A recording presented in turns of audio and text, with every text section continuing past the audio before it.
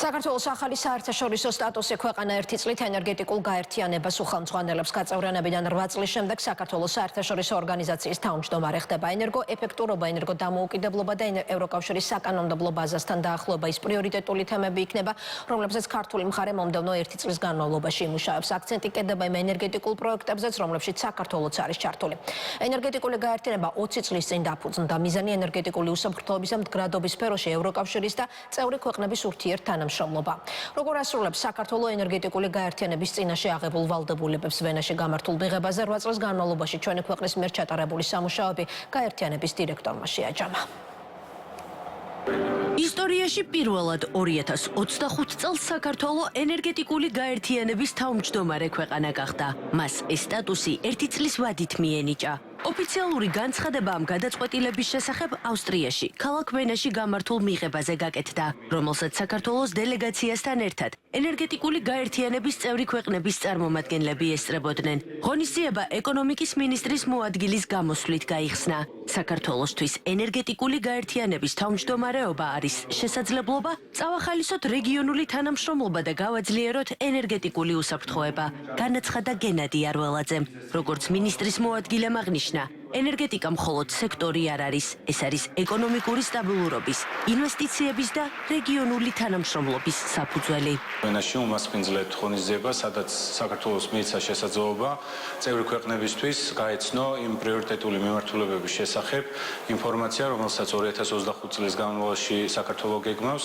ჩვენ ყურადღება გავამახვილეთ ისეთ მიმართულებებზე, როგორიც არის ენერგოუსაფრთხოება, ასევე ის საკანონმდებლო დაახლოება, რომელიც ენერგეტიკული გაერთიანების ფარგლებში და ასოცირების ფარგლებში, როგორც საქართველოს, ასევე წევრი ქვეყნებს აქვთ აღებული ვალდებულება. ჩვენ გადმოვიბარეთ ეს პასუხისმგებლობა, რაც არის ძალიან მნიშვნელოვანი, მოგეხსენებათ ენერგეტიკული უსაფრთხოება, როგორც ჩვენი ქვეყნის, ასევე საერთაშორისო თანამეგობრობისათვის ერთ-ერთ მთავარ პრიორიტეტულ საკითხს წარმოადგენს.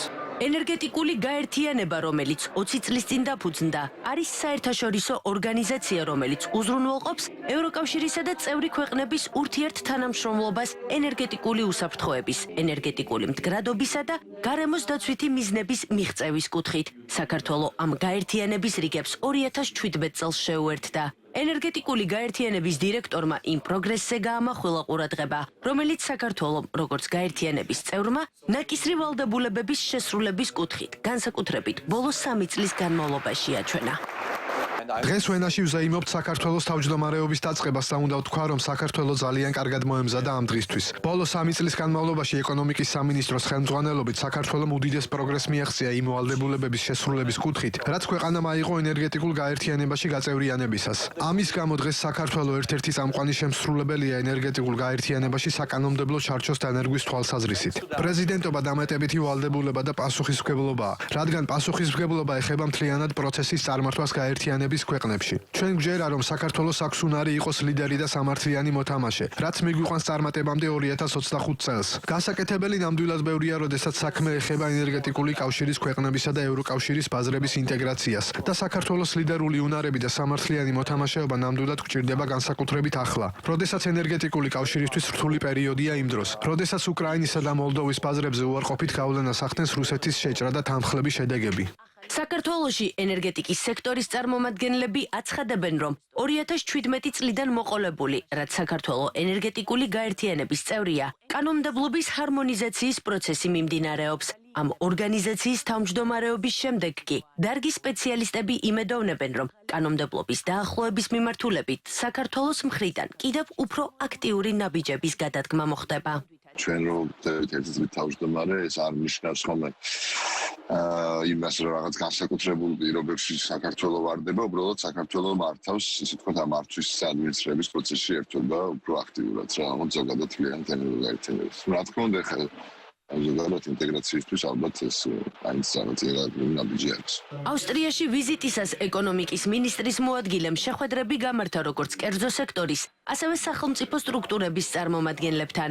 როგორც ცნობილია, მიმდინარე წლის ოქტომბერში საქართველოსა და ავსტრიას შორის მთავრობათა შორისი ეკონომიკური კომისიის მორიგის ხდომა გაიმართება.